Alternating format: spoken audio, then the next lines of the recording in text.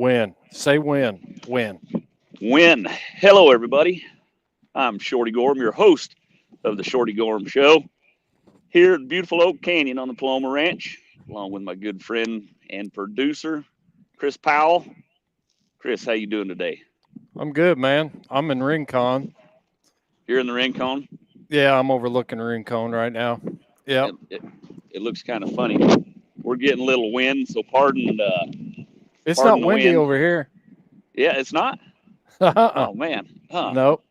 Yeah, it's funny. Nope. I wanted to have my Gunfighter's ink holster on and have the Eagle Globe and Anchor showing right here for our guests and everything.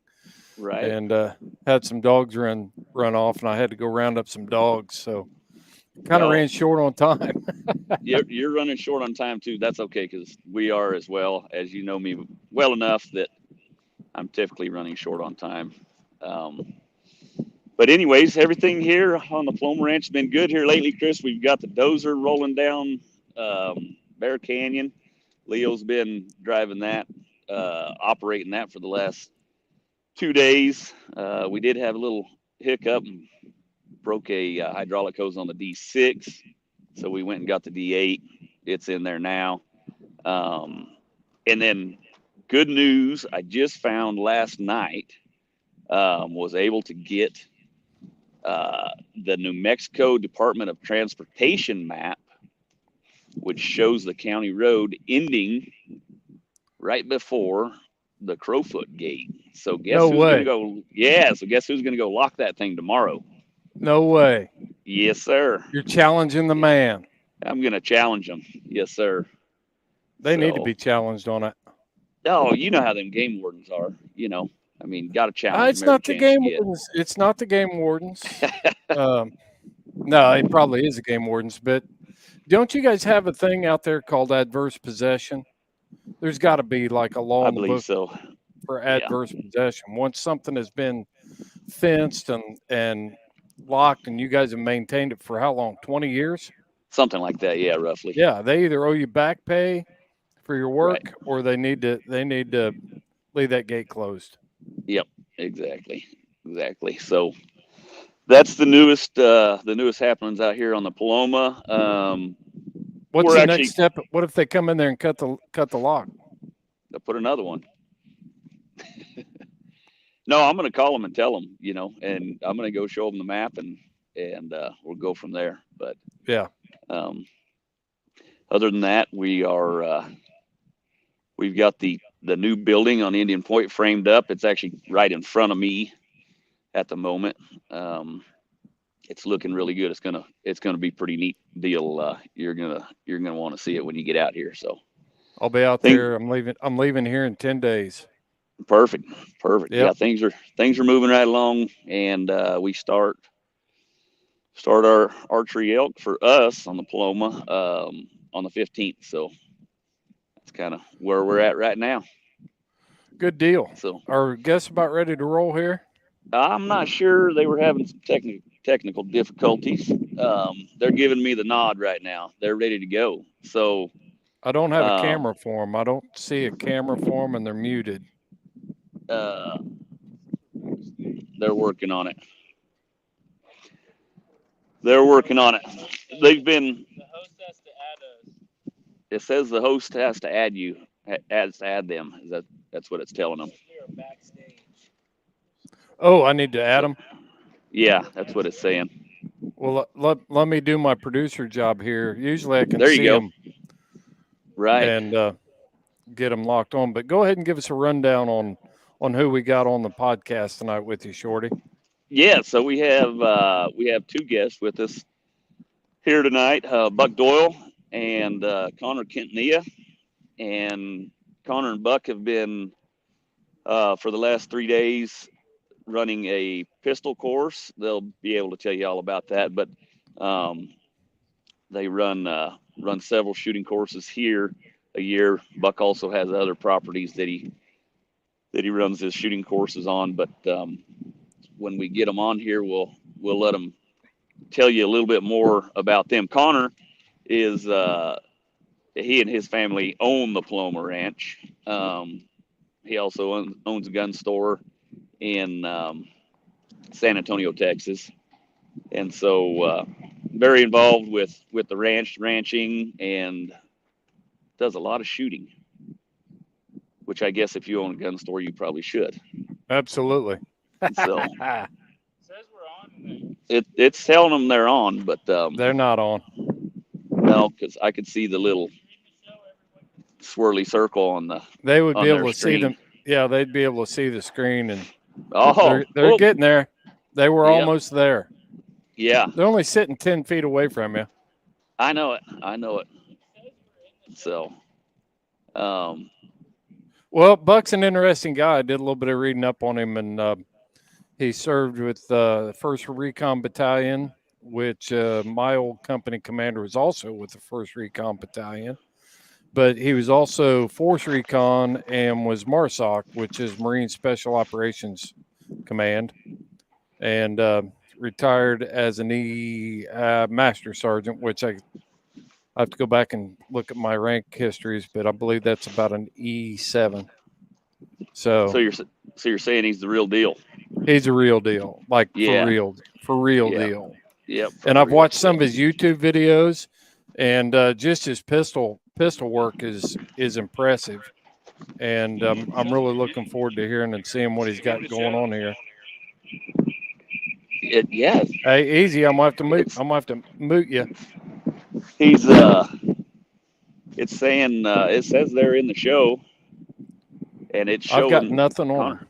Connor just brought the phone over to me, and when he did, I could see myself in there. So, Yeah, I don't know. all right, they need to turn their camera on. They are linked up now, but it's showing them off camera. So if they can hit the little camera button down there on the bottom menu screen. When we touch it, it turns it off. Said when they touch it, it turns it off. Yeah, Connor, go ahead and go on out of the studio and come back in. See if you need to reboot it. There's a leave studio button down there in the bottom part, and then they can try to come back in, see if we can get them on camera. But if we need to, we'll get them hovered around you and get them all operating off of your system there. Yeah, absolutely. Yeah, we can. We'll make thought we were something going. work. I thought we had it all worked out, man. We were doing good. It was like the most. Yeah. Oh, I'm seeing people. You got us? Tell them I'm adding them. Tell Connor to stop picking his nose. I'm getting ready to add him. All right, they can hear you. There we he go. is. Gotcha, man. How's that volume check? Mic check. Yeah, sounds good. Sounds good. All right, there's Buck. Yeah. No, you're gonna have to hold it. Woo. We're trying to do fancy stuff, and need a little more than 5 minutes before showtime to get this crap worked out, fellas. They were down. These guys, they're shooting nuts. So we came over here. I was like, hey, we need to get logged on before too long. And well, we just got to go down and fix some targets real quick. So anyways, I had to text them, tell them it's go time. Of course. But of course. they are shooting addicts. That's all they think Always about, working. I believe. Well, I'm going to turn it over to you, Shorty. I'm going to turn it over to you, and you guys let her rip. We Good got to meet the guys. you, Buck. Hopefully I'll get to meet you in person someday soon. Yeah, right. we're gonna try to get him out here on a cow elk hunt. So you might have to be the guide for that one. I might have to be.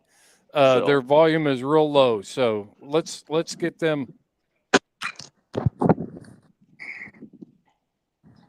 We're just gonna have to hold the phone closer. Yeah. And whenever we talk, we'll just trade the phone. Hey, Top, We'll if you could put your arm around Connor, and you guys get real close and snugly, act like he's one of your old shipmates. There you go. Yeah. You wouldn't see his face. Yeah. All right, you guys take it away. All right. Well, Buck, you got the phone, so let's just start with you. All right. Chris was giving us a little bit of the rundown, but why don't you give us a little bit of your military career and accolades, just to get everybody up to speed on who Buck Doyle is. Okay. Full name is Larry Buck Doyle the third generation. Military brat.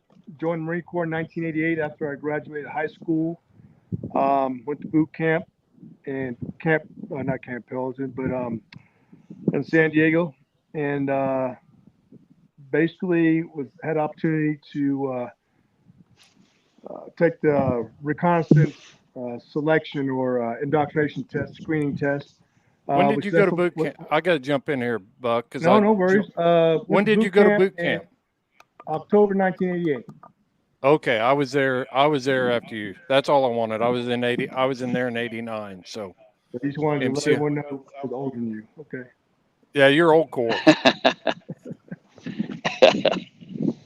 Yeah. So took the screen for recon. Was successful, and from there you go through a lot of schools, and from there it's 21 and a half years. I had a great time. Participated in the conflict after 9/11,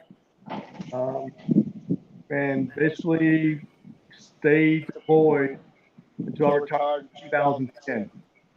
And then after retirement, I did about 4.5 years as a contractor for the DoD, with an advisor for military units, providing the counter IED fight, which was probably the biggest issue for the military.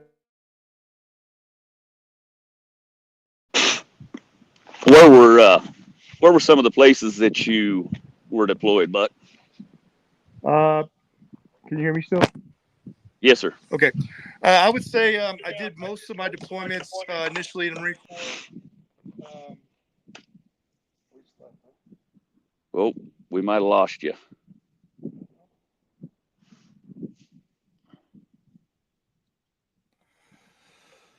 Did we lose them? Yeah. They dropped for some reason. I'm not sure what they got going on there, but Hello. Can you hear me? I can hear you. Yeah. Barely. Looks like we might have lost those guys. Yeah, they'll figure it out here in a second.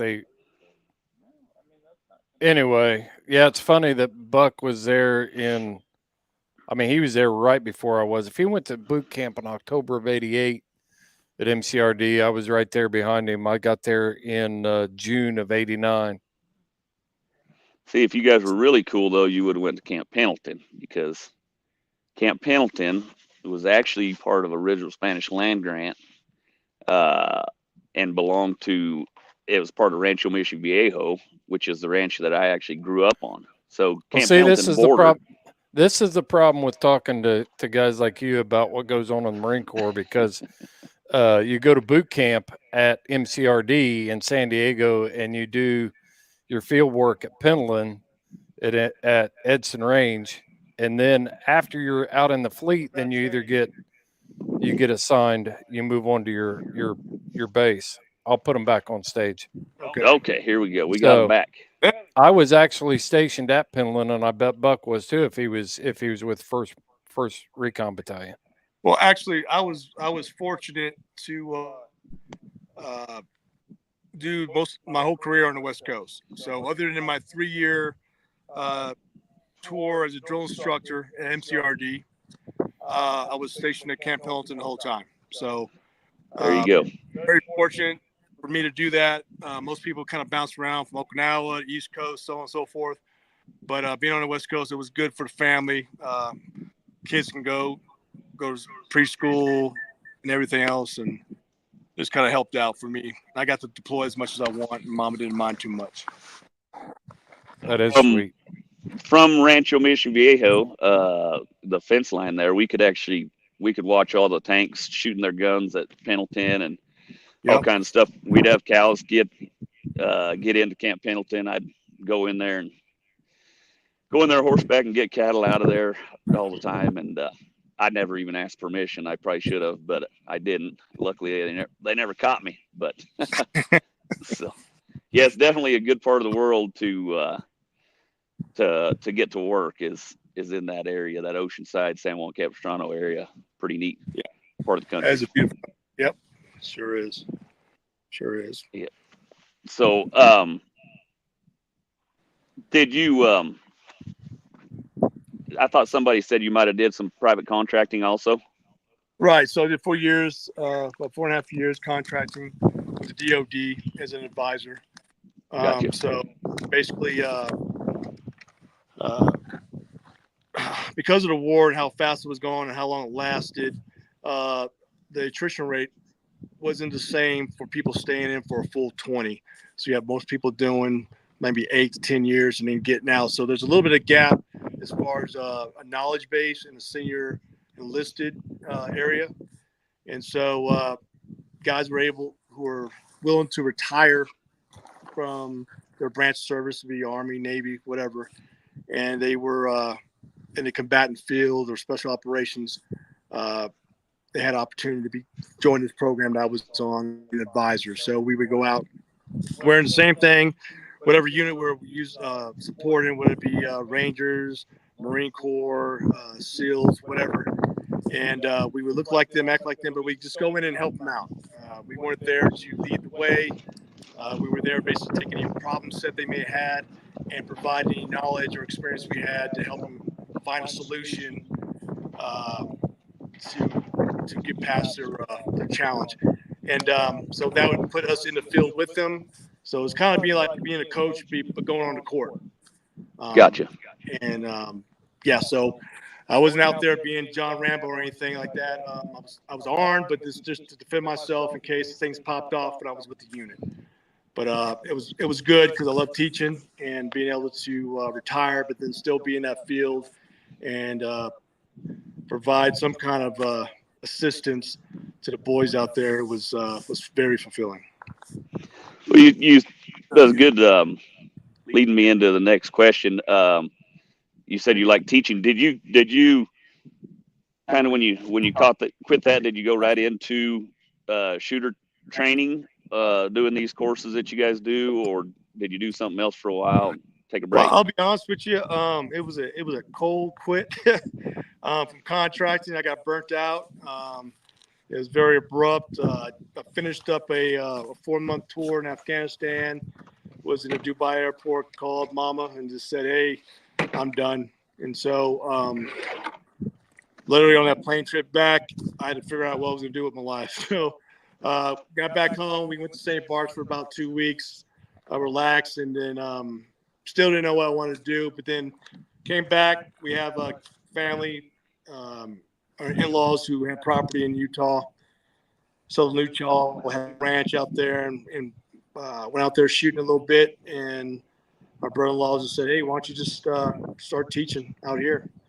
And so that's what led to me teaching.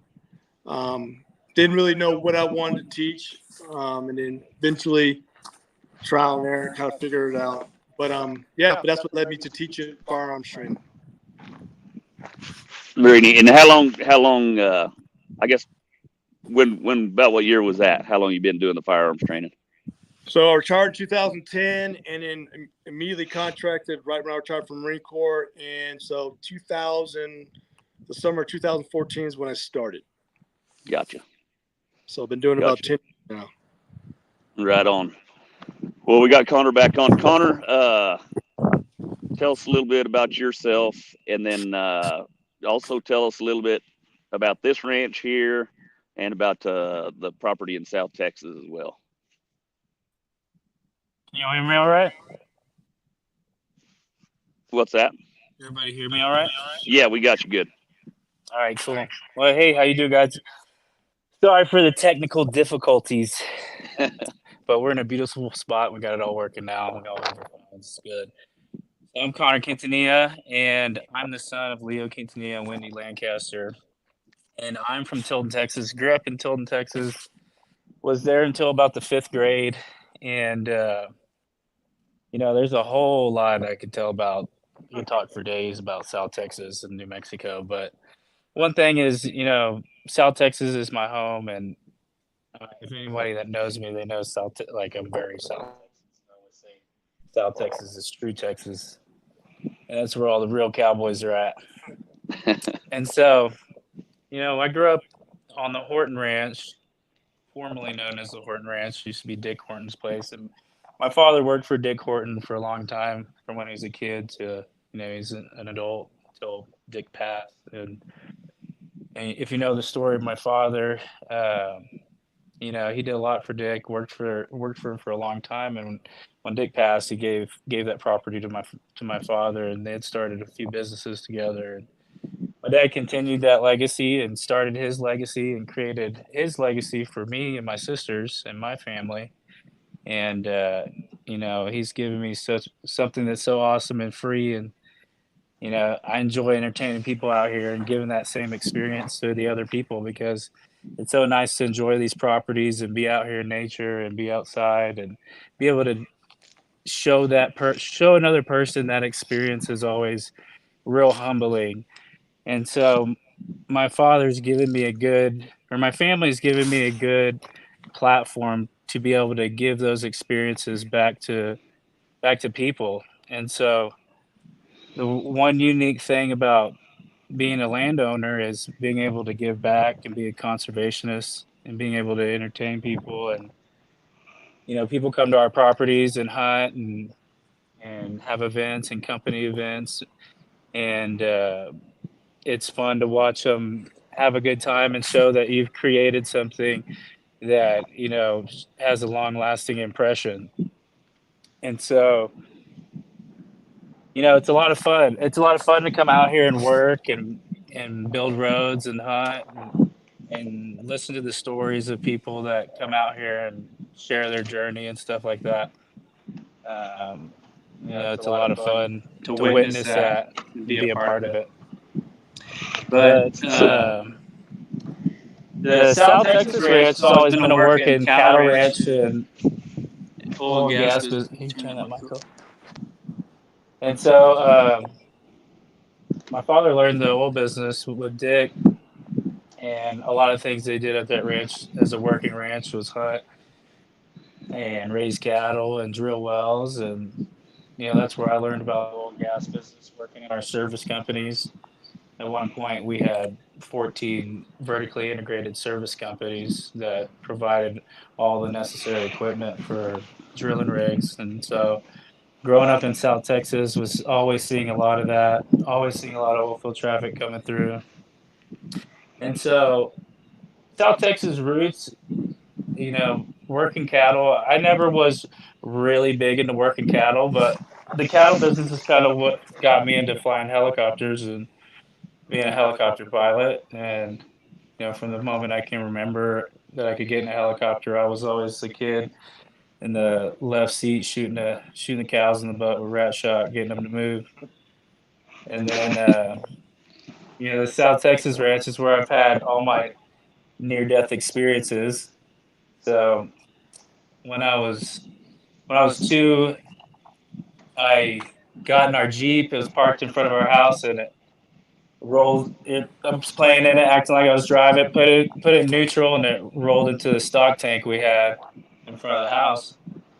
And so I was underwater for 25 minutes. Ended up surviving, and I was actually on the Rescue 911 TV show. I don't know if y'all remember that, but it was a pretty interesting show. Man, I was able to make the cut. And so my dad will always tell you I was a hell on wheels until about the age of 10. And I think it was still about the age of 20. And that's when I calmed down. But yeah, the South Texas Ranch is real unique to our family and our story, and it'll always be my home. But the ranch in New Mexico, out here, I mean, you can't beat this view right here, right, boys? It is a beautiful view. And so the cool thing about this ranch is Leo, I think, bought it in 1984, and it was a really, really good opportunity for him to do a Lycon money exchange and buy this ranch and a ranch in Colorado. But the history of this property is just what's super unique. You guys know the history of this property about George McJunction, the famous black cowboy that found the Antigua bison skeletons in the Wild Horse Arroyo after the big flood in 1907, or was it 1908? And pretty cool story. The town of Folsom, which is behind us over here, one night, I guess in 1908, I don't know what month it was. Shorty, do you know what month it was? I don't recall what month it was. But they got a torrential downpour, and the George McJunction called. That was the phones that, what are those phones called that you plug in? Back to the switchboards. So he called the woman down with the switchboard and told him that, there's a lot of water coming down. Should probably be aware that there might be a flood. And sure enough, ended up flooding. And those are the people that, didn't think it was going to happen are the ones that ended up perishing. And some people did get out, but that's kind of what changed the course of history for Folsom, but also changed the course of history because of what George McJunction found in Wild Horse Arroyo, which was the Folsom Arrowhead. And the Folsom Arrowhead was unique just because of how the evolution of the Clovis Point to the Folsom Point became, the Paleo Indians figured out how to make a jig and flute the arrowhead to make it sharper and stronger. That way they could get better penetration, because back then they used addles, and they didn't have bows and arrows yet. So they're using the force of their arms to penetrate an animal that's as large as an Antigua bison, which at its back is about 8 to 9 feet tall, which is a pretty big animal.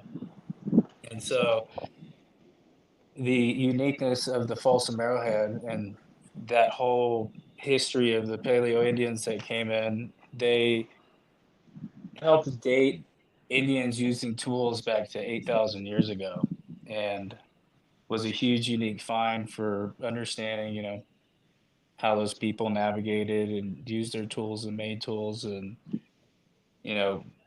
because of the flood, George McJunction was able to find those bison ribs sticking out of the ground. Ended up finding the adult spears, I guess they are, with the Folsom Arrowhead, and I think they found 28 of them, something like that. Yeah, something like that. It was 28 or 30 or somewhere in that. It was quite a few of them. Yeah. I've listened to all the information about all this with the Bear podcast. They do a really good job. Those guys over there at conveying kind of what happened, and I've got a lot of information. I just don't know how to regurgitate it all, but we could talk about that for hours.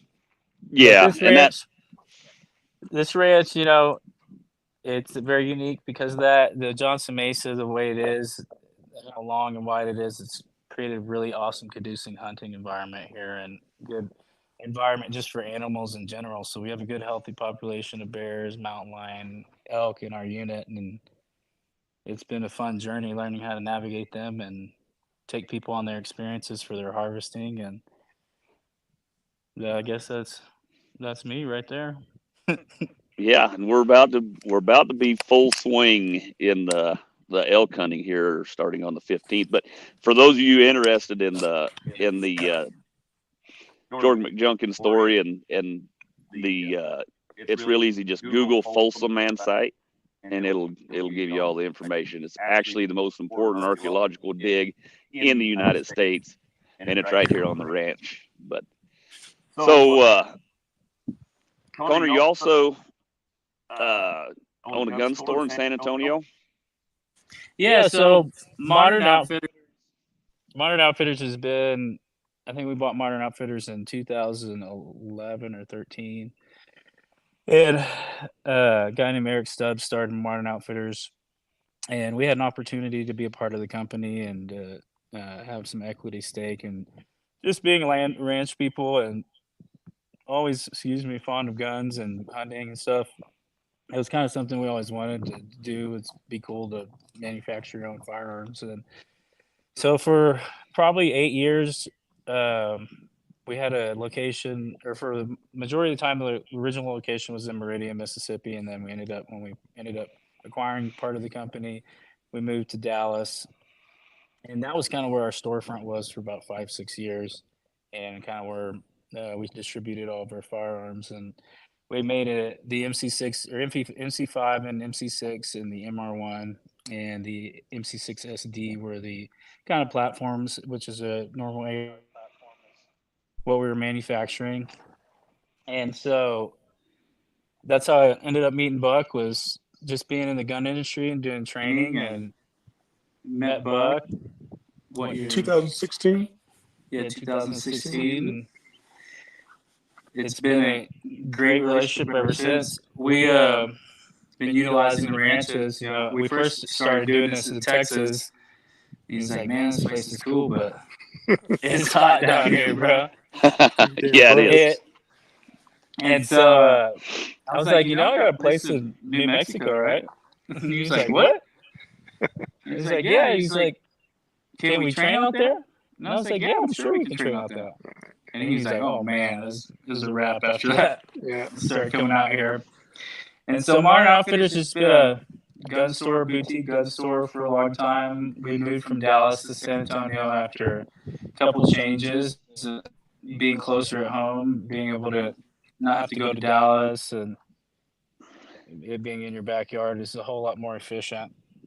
And so now Modern Outfitters is just a fun boutique. We outfit hunters for all their needs. And, you know, the thing I enjoy the most about Modern Outfitters is doing training out here with Buck. And we try to do, you know, as many courses as we can throughout the year that are good with our schedule. And we do our recce pistol, which was what we just finished. And so recce pistol is a lot of fun. Explain, Connor, for the non-shooting people that are listening to this, explain what that is. Well, Buck, you should probably explain that better than I can. Basically, it's a pistol course, and because of the environment, because of, I mean, if you look at, like I said, you look out there, it's beautiful, right? So I kind of look at this whole area as a blank canvas, and Leo and Connor have the resources and are very, you know, understanding about how to make a course where you can allow the shooter to experience a 3D environment when they shoot, just not a kind of a flat, sterile range, but you get a 3D environment. So we come out here, and whether it be pistol, your AR platform, or bolt gun, we utilize this beautiful canvas, and we kind of like just we work on hard skills. What I mean hard skills, your fundamentals, your marksmanship skills, your manipulation, rifle, pistol, whatever we're using. And we take them hard skills and we apply them in this environment. So there's a shooting aspect of things, of course, but then there's also a moving aspect. How do you move in an environment like this? Whether it be pistol, AR, or bolt gun. And then you also have situational awareness. So I want to go move here and shoot, but can I? You can't, because obstructed by a boulder or a tree. So you have to move in a different direction to get to a point where you can take that shot safely and accurately. So it without saying it or writing on paper, we're having people not only shoot very well, but they're using their senses, you know, the ability to move, just like you would hunting.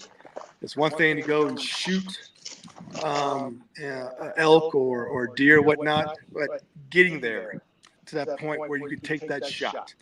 And, you know, people like taking long shots on their prey, but you know as well as I too, cool, you shot it, now go get it. But here too, you got close shots, far shots, but we teach shooters how to take those shots accurately, but then also they're just not hitting the target, they're putting the round exactly where they want on target. So that takes some fine tuning, some ballistic calculators, understanding how to use that. We use Kestrels out here, using the all the weather apps. We use a lot of Todd Hodnick's techniques out here, his shooting solutions. So there's a lot that goes into all the courses, whether we're shooting ARs, bolt guns, or pistols. But again, I wouldn't be able to teach and do all this if it wasn't for Connor and Leo. I mean, the Paloma Ranch is a beautiful place, not only to hunt, but the training abilities we have to showcase not only civilians but also military capabilities. So we get a lot of military guys that come out here. They come out here for one reason, and that's to put the icing on the cake. They worked on all the hard skills back at their bases, whatnot, but they want to come out here. If they want to get a hike in conjunction with some shooting, they can do that. They can jump out here. They can do helo ops. They can do a lot. What are we looking at? 40,000 plus acres. And in the different terrains, I mean, it's just there's a lot out here. And like I said, I get giddy every time I come out here because each season brings a different look, which allows enthusiasts, gets me all fired up to teach because, again, we're teaching marksmanship, but how to apply those hard skills in different environments, different seasons. I mean, I can go all day about it, but but that's basically what we do in a nutshell. When you come out here, there's always, I say, about 40% of what we do, I'm doing on the fly because things pop up. Mother Nature's a beautiful thing. Does that answer your question? Yeah, absolutely. So because of the terrain and the landscape differences throughout the ranch, you're able to teach things that you couldn't teach on a flat gun range. Oh, 100%. 100%. Yeah. Well, real quick, Connor and I have been getting into some of this NRL competition stuff, and I've gone to a few of them and seeing how they're being laid out. And we're talking right now about, laying out an NRL style competition out here just because of what we can present to competitors. We have things out here that you wouldn't believe. The terrain, and like I said, it's just there's so much out here, and something like a competition would really showcase the property, but then also would challenge the shooters. Because I shoot here all the time, Connor shoots here all the time, but all it takes is a different direction of wind or the sun to come up different with clouds and whatnot, and the game changes. Mother Nature will change the game. And again, another aspect of why I love coming out here. What's the longest range you have here on the ranch? How far could someone shoot? Right behind us, right out there, we have a 2,000 yard shot, or 2,000 meter shot. But that is not hard to do.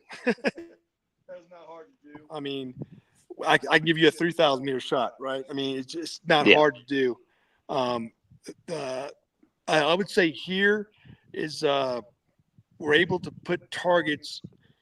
If like I know you hunt, you bring a lot of big game hunters out here as far as with the elk and bulls and whatnot. It's where you could put the targets that gives the shooter the ability to work on finding the target through the tree lines, looking for natural lines of drift. I'm just not putting targets aimlessly out there. Connor and I go out of our way to find placing targets where you would have a lot of your game move and track. And we both know that, you could see that bull elk, but you're like, God darn it, going right where up that draw. And if I take the shot now, blah, blah, blah. So those are where all the targets out here. And when you come out here, I mean, that's where the placement of the target. So it's making the shooter say, okay, your target's in that direction, it's 500 meters. He has to look at the terrain and figure out where that target would be based off where an animal would move, so on and so forth. So I want to go back to the pistol. How many rounds can a person expect to shoot in a day when going through one of these courses? Well, 3 days we went through 800 rounds. 800 rounds in 3 days. So I mean, I don't know. Yeah, each person. Yeah. Yep. And that's typically not a lot of rounds for a competitive shooter. I mean, I got buddies who compete who are grandmasters. I mean, they could do 1,000 a day if they really had to, but typically, a hard day of shooting is 500-600 rounds. A quality day of shooting may drop down to 3. But yeah, we went through 800 rounds. Would it be roughly the same in your AR classes? Hey, AR classes, we'll do about 800 to 1,000. The bolt gun classes, 3-day, we'll probably do right around 500, 550, depending on what's going on. We're So trying to people average are about gonna 200 rounds a day on the bolt gun classes. people are gonna get their money's worth when they come out here. Oh, They're gonna 100%. 100%. Oh yeah, absolutely. We're not going to leave. sending a lot of ammo downrange. That's why I always ask you where you guys are going to be shooting at, so I know not to go in that area. Nah. There's going to be a lot of lead in the air. Oh, yeah. Oh, yeah. Oh, yeah. Yeah. What would be each one of your guys' favorite course to train? Was it be pistol, bolt gun, or? They all have their uniqueness to them. It just depends on how you want to skin the cat. For pistol stuff, definitely in the pines. Kind of what we did this whole trip was transitioning from steel to paper targets, and the paper targets obviously help you differentiate your shot groups and where you're hitting, and helps you adjust and think about grip and how you're gonna pick your route and pick your points of domination. So I really like technical stuff and stuff where you shoot fast. And that's why I also like scope carbine and being out here and using the Trimmer 3 reticle, because of how versatile the reticle is and how windy it is out here, and being able to challenge yourself in 30, 40 mile per hour winds with a bullet that only weighs 103 or 105 or 108 grains, or challenging yourself with like a 77 grain 5.56. Right. I mean, these targets over my shoulder are 600 meters to 800 meters to 1,000 meters. And we easily engage them with 69 grain to 77 grain 5.56 bullets. And when you just get on that perfect line and you're behind the gun and you're planted and you're managing recoil and your trigger control is good, man, it's a lot of fun. So scope carbine, you get to shoot a lot. All the recce courses, really all the courses, you get to shoot a lot. But definitely the real technical, everything's pretty technical for the most part out here. But like the pines is super fun because you have just the different grades of colors if you're going through the trees, and you have shadows that manipulate the target, and it just helps you think and how to adjust on the fly and really think about weapons carriage and weapons manipulation. And so getting in that high dense forest areas make it really fun and really competitive when you're with a lot of people. And we run those same courses with our ARs and stuff, but mainly at nighttime. And so the night vision stuff that we do out here is really fun, really unique. You're not on a square range, you're out in the elements, you're in the forest, and you're having to push through terrain. You fall down, people fall down and break stuff. They break their equipment, and it's fun to watch. Is it fun because then you get to sell them more equipment? Yeah. Yeah. No, I want to go back to something you just said a second ago. 103 grain or 105 grain or 77 grain, or what does the weight of the bullet have to do with anything? Why is that different? In regards to just like The wind deflection, okay, you know what I mean? Right. Those kind of things, just for our non-shooters kind of to keep it really simple, I mean, typically speaking, if we're talking rifles, the larger the grain, the better ballistic coefficient the bullet's going to have, the better it's going to fly. But then again, how is that bullet being loaded? If you're talking like a 300 blackout, the BC's on there, but there's not a lot of muzzle velocity, so it's going to do okay at certain distances. If you're talking something like a 6.5 Creedmoor, which is very popular, a 147 grain, great ballistic coefficient, and there's enough muzzle velocity out there where you can get out to 1,000 plus, no problem, and be able to call your shots.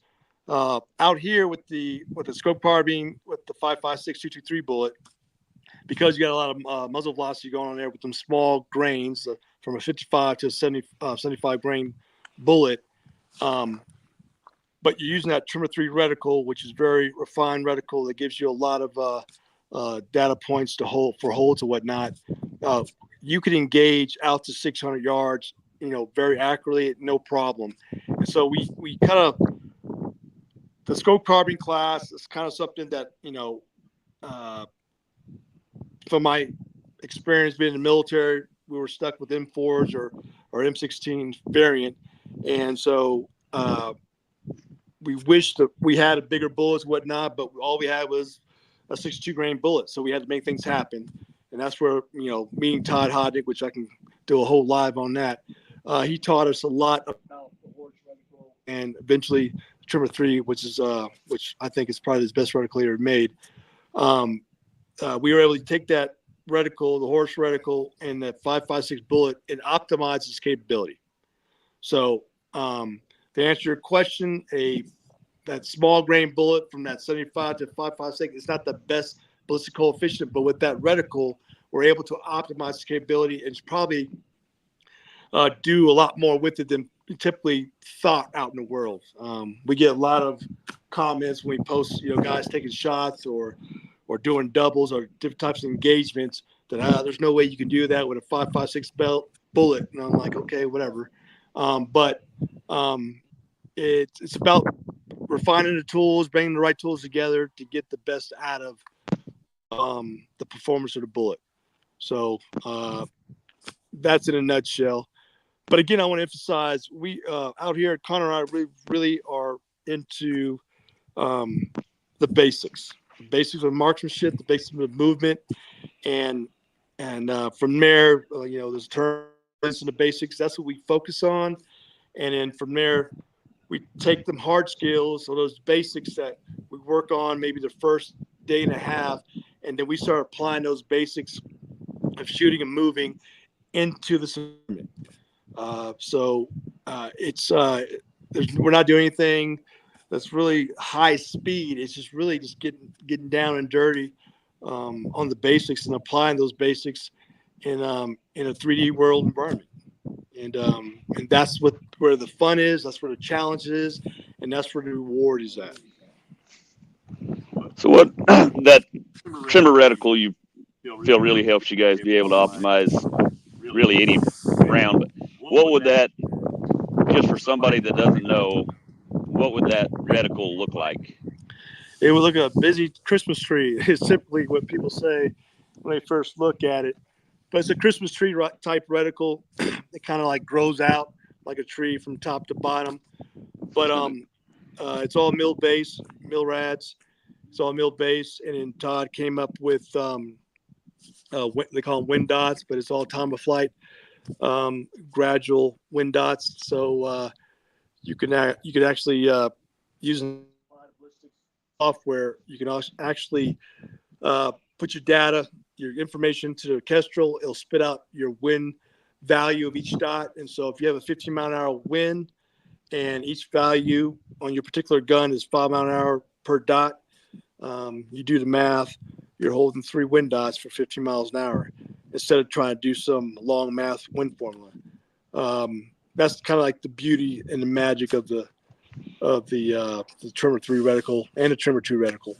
And he has other stuff. Believe me, Todd has, him and his son Kobe, that they have a lot of knowledge in this. If you're really interested in applied ballistics or the Trimmer 3 reticle, go to actually first. He does podcasts and whatnot. He goes down the rabbit hole. And I only say that because a man gave birth to really, he raised the horse reticle and gave birth to Trimmer 3 reticle and applied ballistics. And he's continued to refine it and grow it. So there's so much about it. I've had the opportunity to train with them and learn from them, but I know a very little of what that man knows. And it's like any genre, he's just a master of it. But I'm able to teach aspects of what some of his shooting solutions and apply it to what I experienced in my Marine Corps career. So that's where it all comes together for me. So this horse or Trimmer 3 reticle or the training that you're giving, is this something that's specifically for target shooting, or should hunters be taking these courses and using these this reticle and all this technology? I'm gonna say if a hunter would be damned if he didn't have a horse reticle. To me, it just makes sense. Hunter, Connor, what do you think? Yeah, no. When I first started shooting the Trimmer 3, it's kind of a shock to most normal hunters because they take one shot, and so and when your experience with shooting a Trimmer 3, it was my experience is you shoot a lot, and it was weird to learn, but with like anything that's new, it's awkward until you figure it out, and then it's like a glove. And so now, when I am shooting or hunting larger animals, and I understand that something could go wrong, I could take a bad shot, and I need to re-engage that target. What the Trimmer 3 has taught me as a hunter to think about my second, third, and fourth shot if that ever comes to it. And what the reticle allows me to do is just put rounds on target. And what the training has done with shooting with the Trimmer 3 reticle is putting rounds on target and getting a desired effect. And that is wanting to have your animal on the ground and be able to have meat to take home and tell a cool story. And so the Trimmer 3 has changed the way I hunt completely because I engage my target more than once.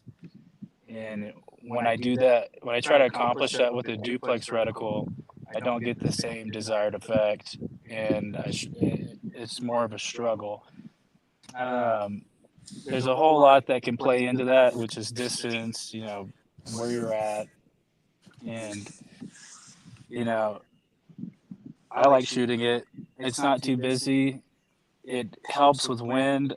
Normally when I'm shooting, it's a pretty windy environment, and you just have more real estate on your target with that reticle, and it's just a measuring device for me.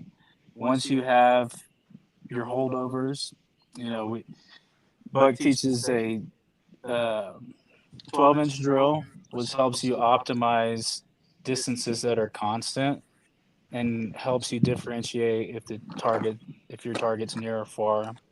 And so it's a great application for hunting, and in my experience, it's proven to be a pretty lethal reticle and a very good tool to optimize your shooting ability. So, what would you tell somebody that was new to hunting, that was wanting to perfect their shooting skills? What would be one of the first things that they need to learn?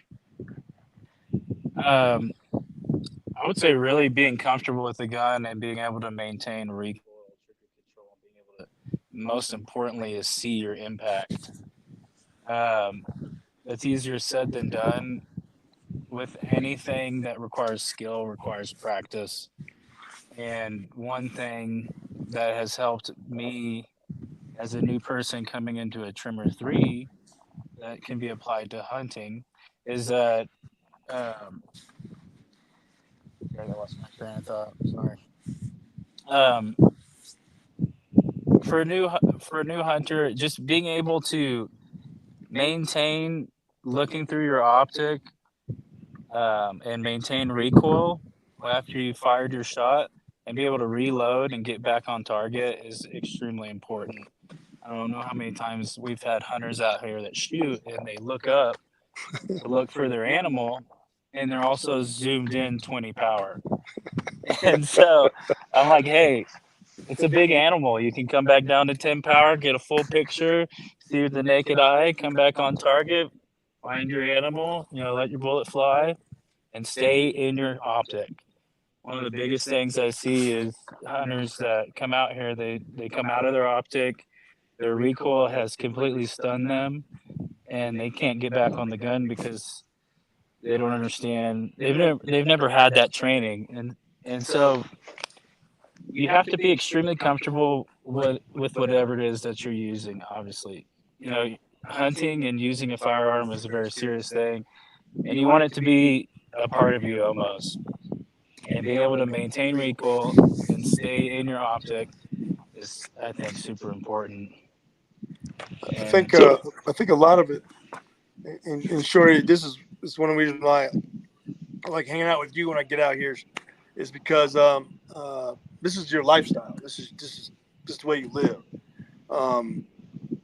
I teach private classes and hunters. They come out before they go overseas or whatnot, and you'll find out that they touch their rifle like 2 or 3 weeks before hunting season.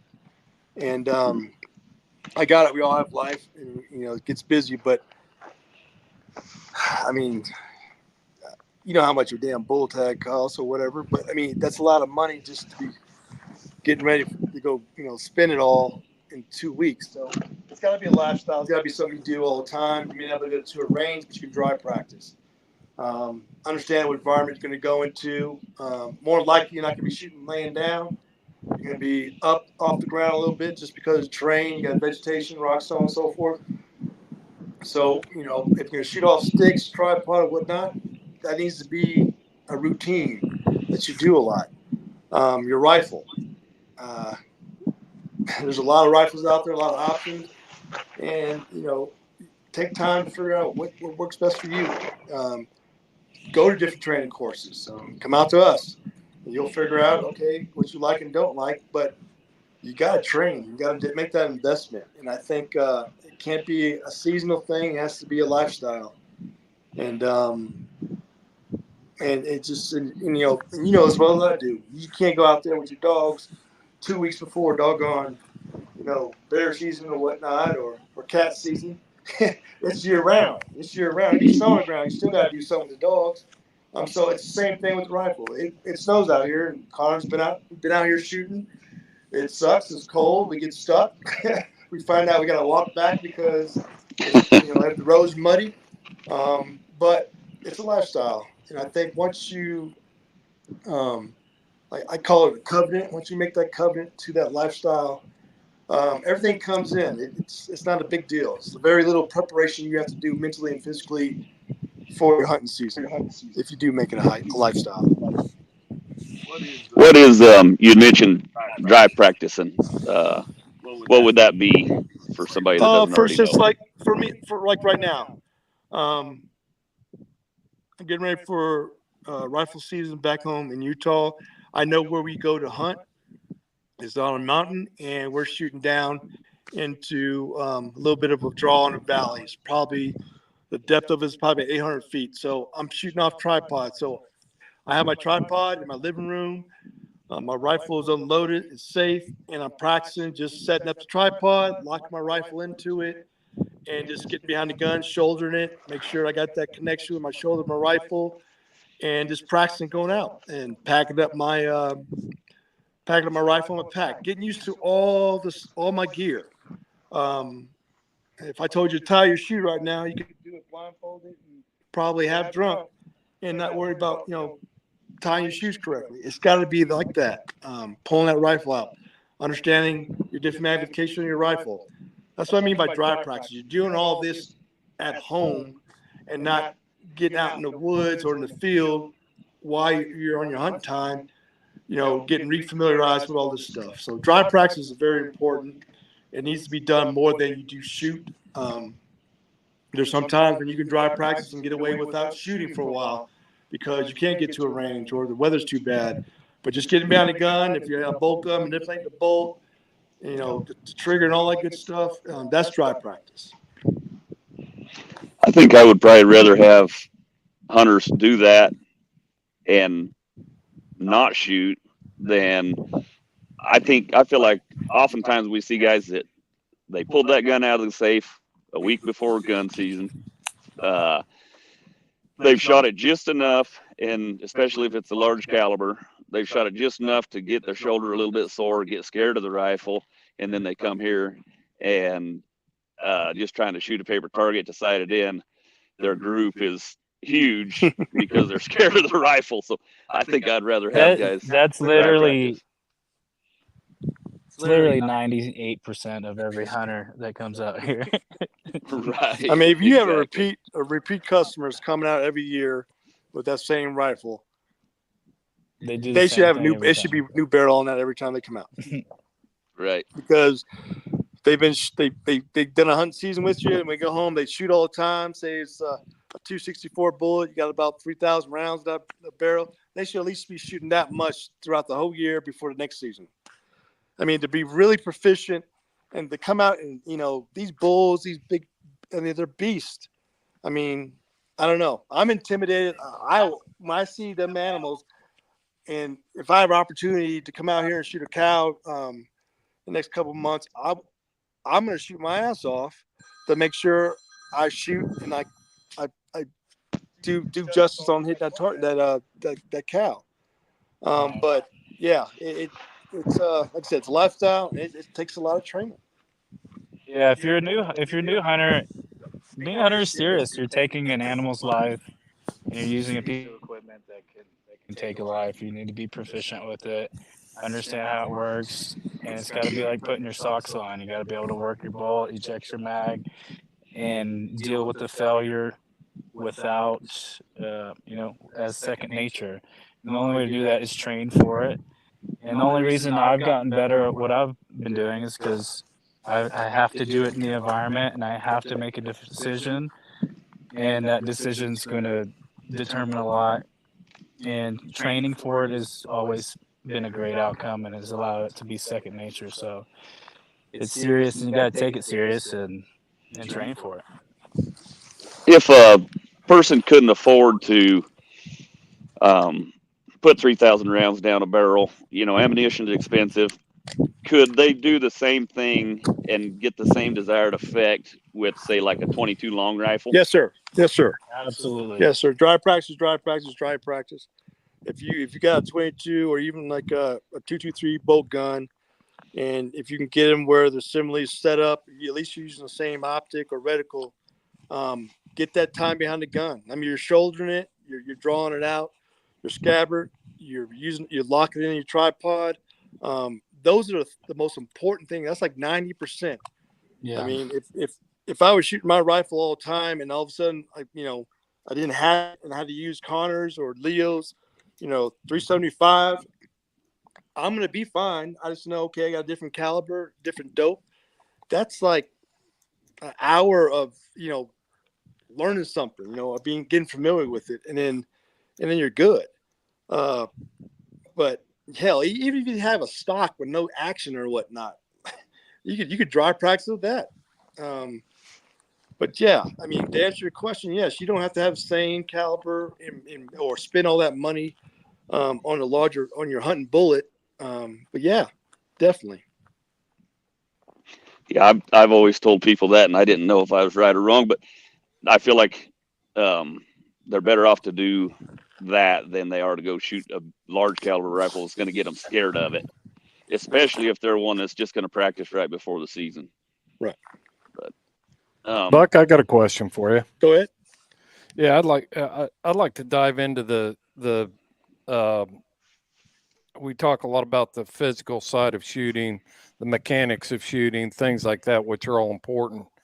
But the most proficient guys I've seen know when to get on the trigger, when to squeeze the shot off, the mental capacity to shoot. How important, and what do you teach for guys that are, professional gunfighters about the mental game of being in a gunfight? To be completely honest with you, if you really wanted to, whether you're hunting or whatnot, compete. That's the closest you're going to get to actually, having to pull the trigger on a mammal, whether it be 4-legged or 2-legged. Right. Be funny about it.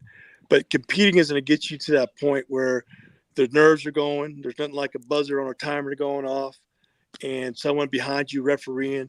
But that pressure from competing is what's going to get you ready. So it's what, by competing, we're actually creating that stressful situation. Yes. That comes naturally when we're behind the gun, ready to do it in real life. Yeah, because you think about it, before you compete, you hit a buzzer, your mindset and everything, your condition, your body, everything is kind of, if you put it in the color realms, you're kind of like in the yellow or white. But once the buzzer goes off, you go up to red. If you're out here, I mean, with Shorty or Leo and you're out here looking for a bull. You're talking, telling stories and whatnot, and he'll say, "Oh, shut up, we got it right there," and all of a sudden you're ramped up. And so, you can't practice that out here all the time because Leo ain't gonna be out here all day, so you can find a bull and get you ramped up. But when you compete, and it's your turn, everyone's watching, and that buzzer goes off, and you have to perform. You can get that same feeling, that same anticipation, and you're going to perform, and you're going to get used to it. You're going to get used to having to put rounds on target on demand.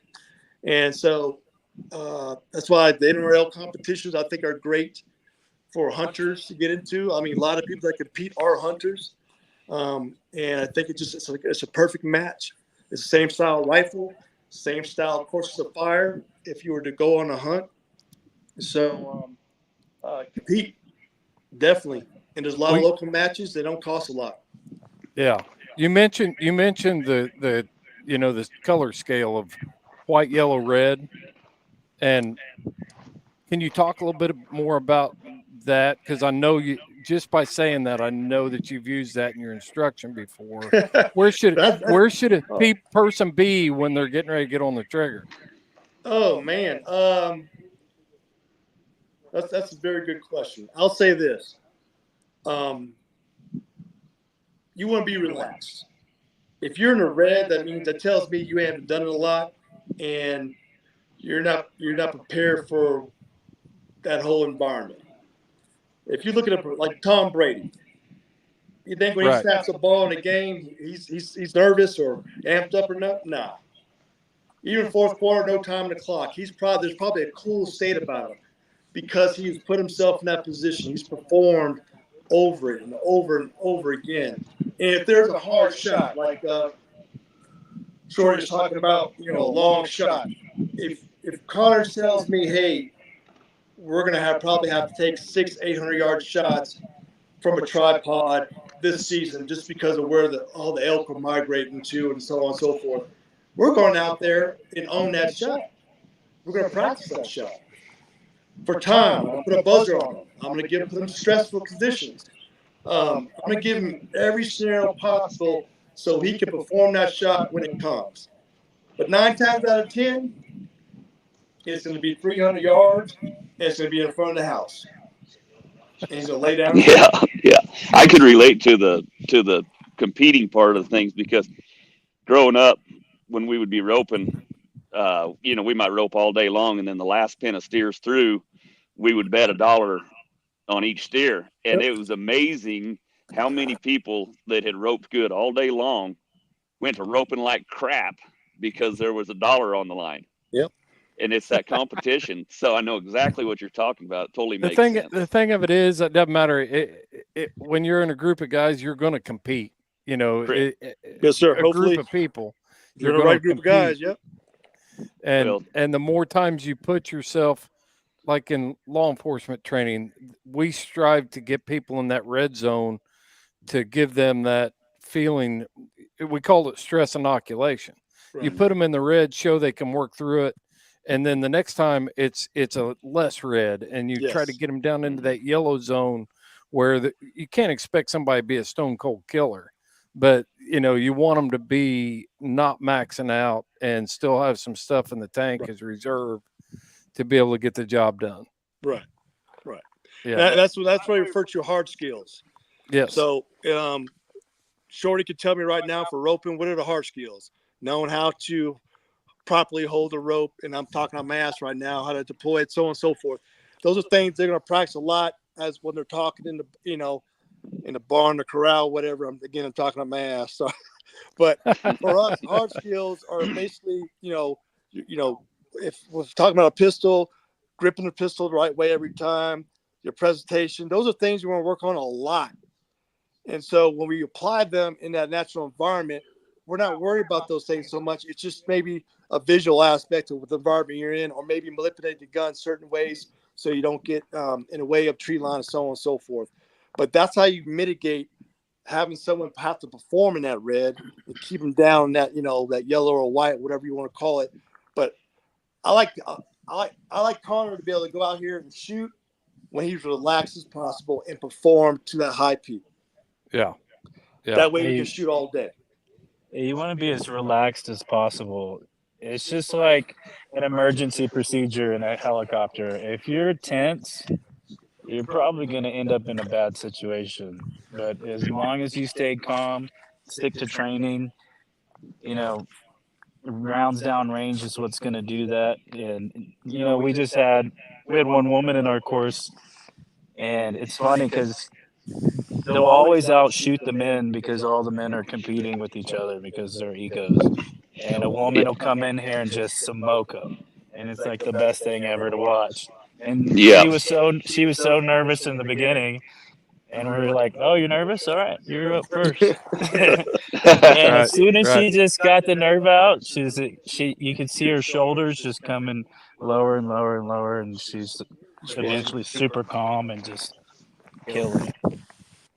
But I was going to ask you if she. Repetitions, everything. Yeah. Reps.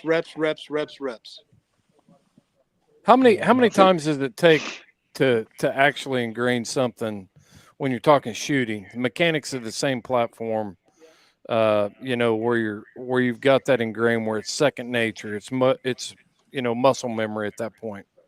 It's like it's tens of thousands and thousands and thousands of reps. Mm-hmm. And it's that's with any occupation. I mean, Shorty could tell me right now how many times he's done things on the horse, rope, and everything. It's not overnight, and I still consider myself a student of shooting.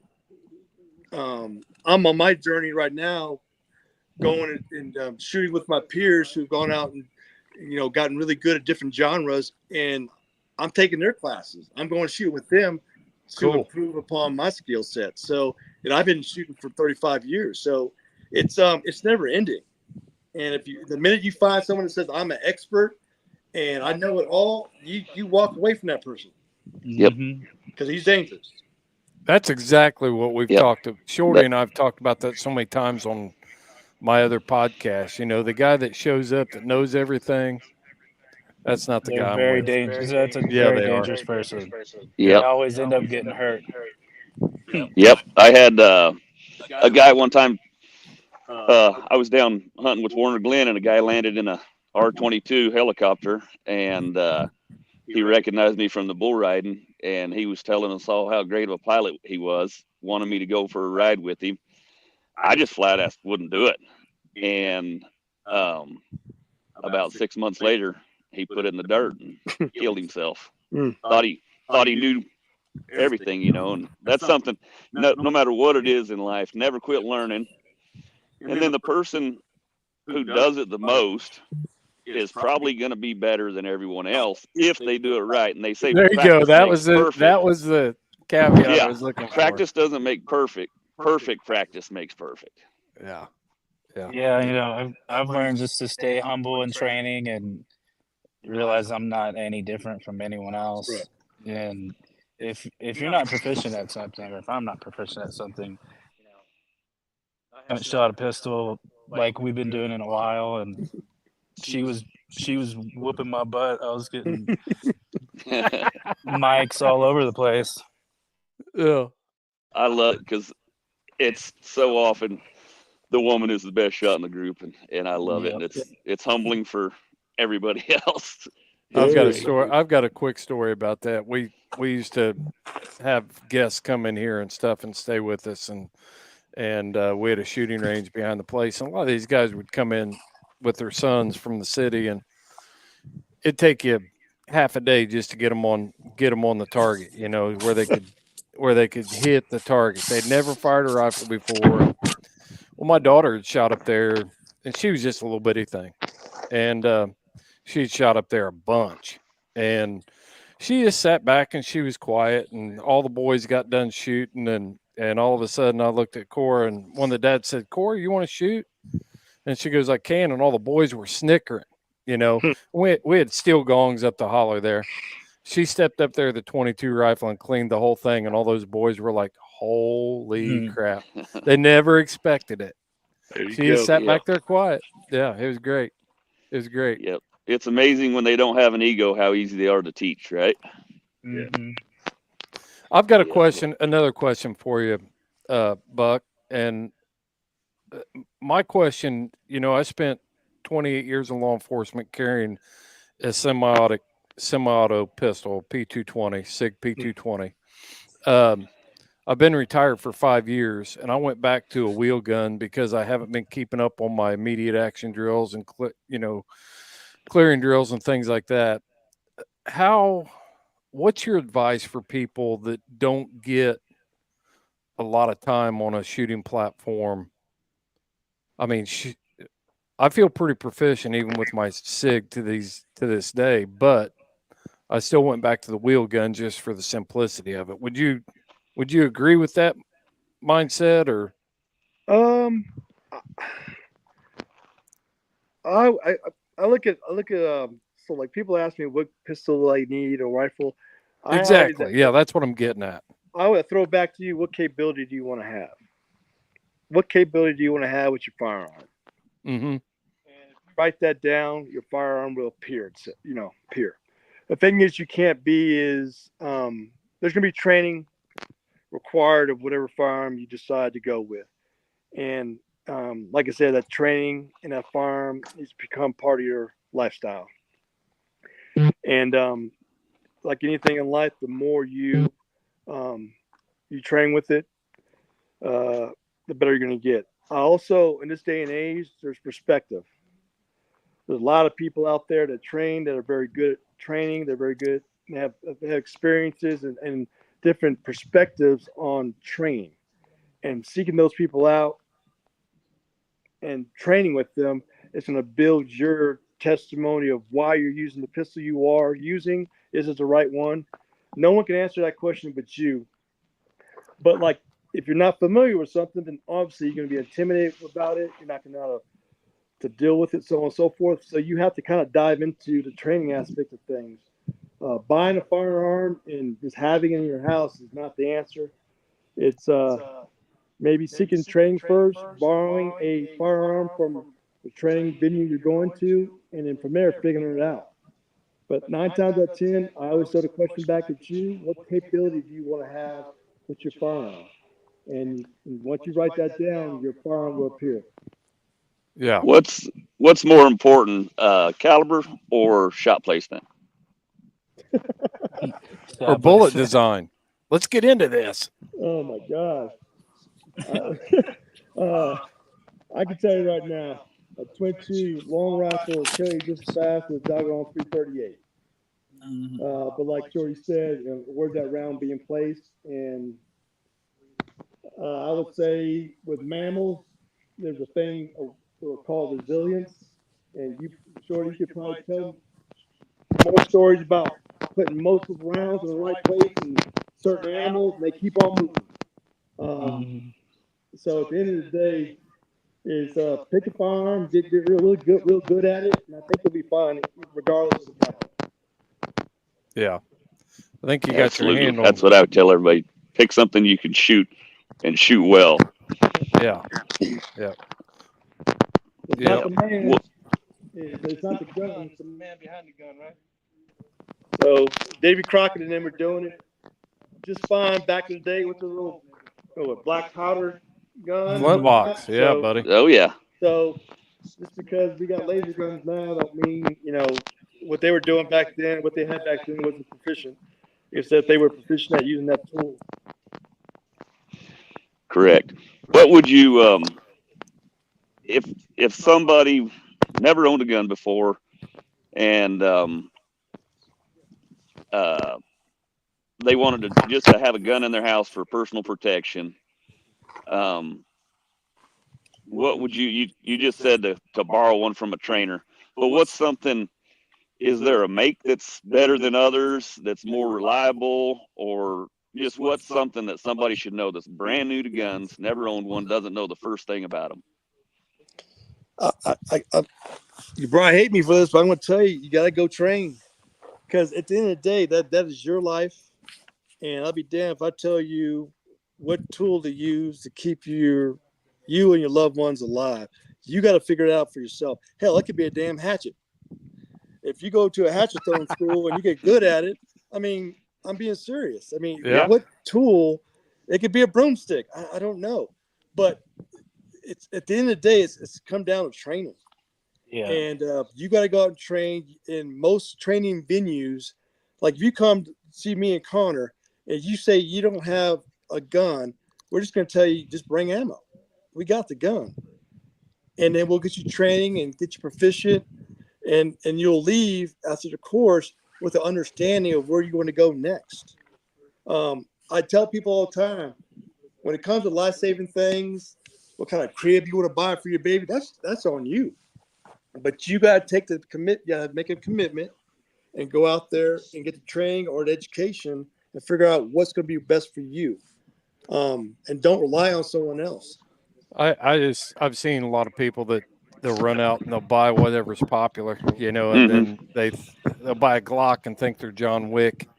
And, you know, it's like, dude, you don't get there without the training part.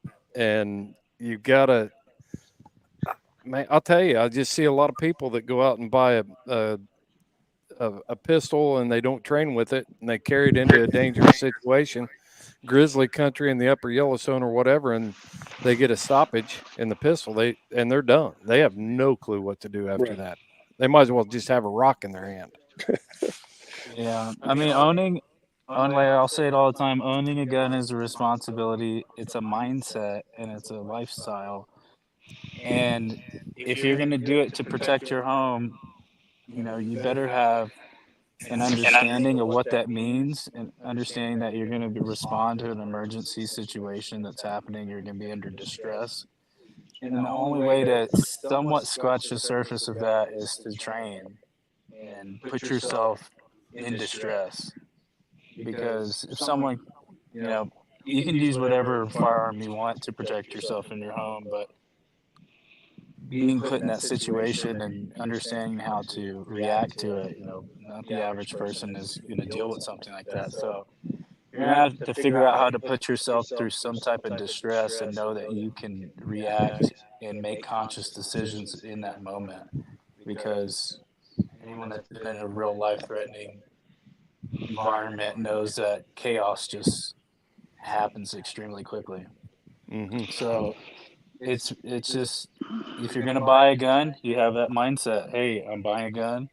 I'm gonna protect my family, and training, man. You gotta use it. You gotta understand it. Yeah, it's amazing. I was able to go to the Federal Law Enforcement Training Center with the Border Patrol, and they put us through a deal. They call it the concrete experience. And the reason they call it the concrete experience, because when you pour concrete, it's soft. And as time goes on, it hardens up. And so do you with training.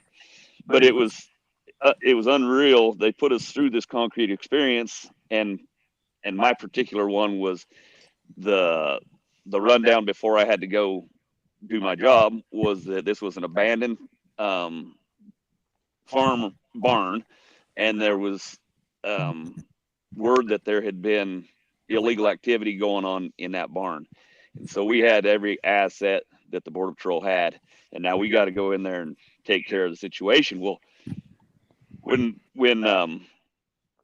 you walked in the building, you know, I tried to check the corners and clear the corners and do everything to the best of my knowledge how to do it, which I didn't know what the hell I was doing. But then the people inside the building were all trained agents, and so they were setting you up, and it got really chaotic, but it was amazing how your mind, just like your vision, wanted to get tunnel vision, and had to, you know, make sure that I kept vision and kept everybody in front of me and whatnot. But then after I went through the deal, I got to watch the other bull riders that were with us, and it was just amazing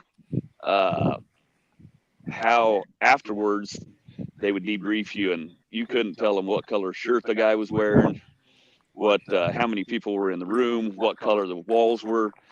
So being in that stressful situation, it is amazing how fast your vision can close, your mind can close. And so, yeah, I agree with everything you guys have been saying. Just training. Something I don't do enough of, but I think we all should. Yeah. But anyways, well, if you guys have anything last that you want to tell people before we hop off of here, any last words or anything, have at it. No, come out and train. Yep. How did somebody do that? How do they get a hold of you guys? Where do they find you? Well, they can hit up followthroughconsulting.com and they'll see the whole course curriculum, or they can hit up Modern. Yeah, you can go to Modern Outfitters, modern-outfitters.com. We have Instagrams as well, all social medias. And so we try to post as much as possible on our social media outlets. And but our websites are where you can find all the information for the courses. And anytime you sign up for class, Buck sends out real detailed pre-course emails and helps you understand what it is that you're going to need and accomplish. And you can always message me on Instagram if you want to know information for the course. But we try to post about them and information as much as possible on Instagram. Yes, sir. And your Instagram, Buck, is Follow Through Buck. Is that right? Follow Through Buck's my Instagram, and yep, and then Follow Through Consulting is the website. Awesome. Well, you got anything else, Chris? Nope. It's a good talk. I like. Appreciate it. Appreciate you guys taking time. Hey, no worries. Absolutely. Thanks for the opportunity. Well, thanks, guys, and everybody listening at home.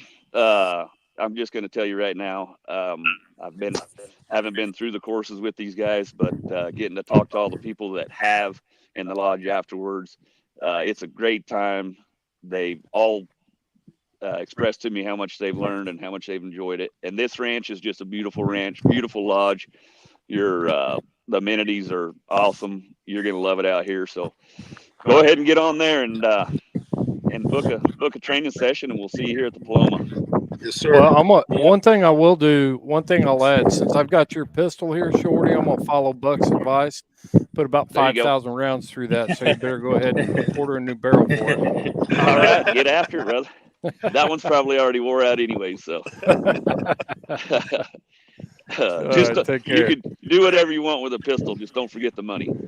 I hear you.